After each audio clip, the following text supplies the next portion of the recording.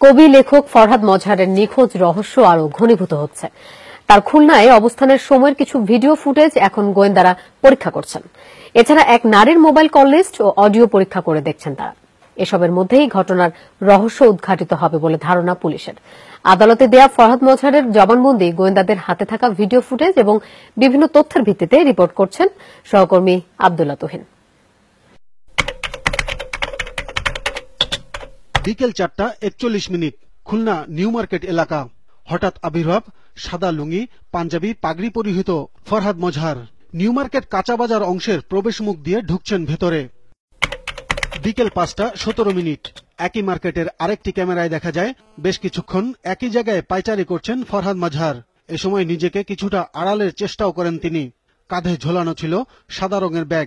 পরিবারের সদস্যরা জানান, কোথাও বের হলে ব্যাগটি প্রায় তার সঙ্গে থাকে। একই দিন ৬:২৩ আরও একটি ক্যামেরায় দেখা যায় অনেকটা স্বাভাবিকভাবে হেঁটে নিউ মার্কেটের দোতলায় উঠে যাচ্ছেন ফরহাদ মজহার।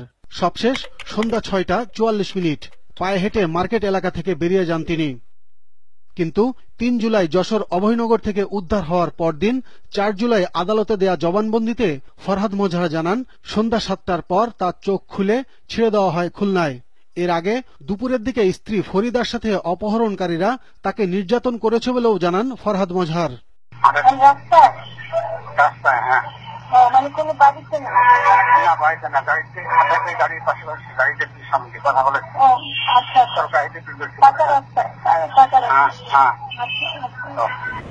গোয়েন্দাদের হাতে আসা তথ্যে নিউ মার্কেট এলাকায় প্রবেশের আগেই শিববাড়ি মোড়ের কাউন্টার থেকে ৩:৪১ হানিফ পরিবহনের টিকিট কেনেন ফরহাদ মজহার। সেখানে নিজেকে গফুর পরিচয় দিলেও কাউন্টারে দেয়া মোবাইল নম্বর ডায়াল করতেই ট্রু কলারে উঠে আসে ছবিসহ তার নাম।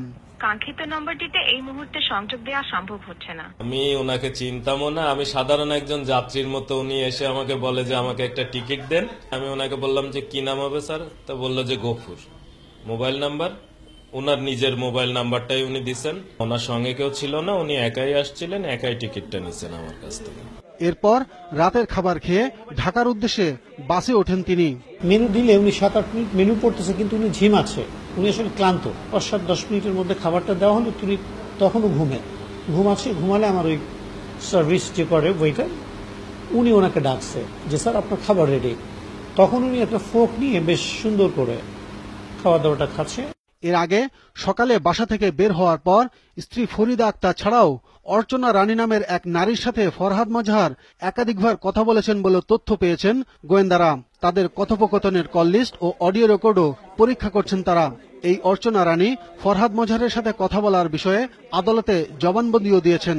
হাসপাতালে চিকিৎসাধীন ফরহাদ মজহারের সাথে সুস্থ হওয়া সাপেক্ষে এসব বিষয় নিয়ে সরাসরি কথা বলবে তদন্ত সংস্থা। আব্দুল্লাহ তুহিন, যমুনা নিউজ, ঢাকা।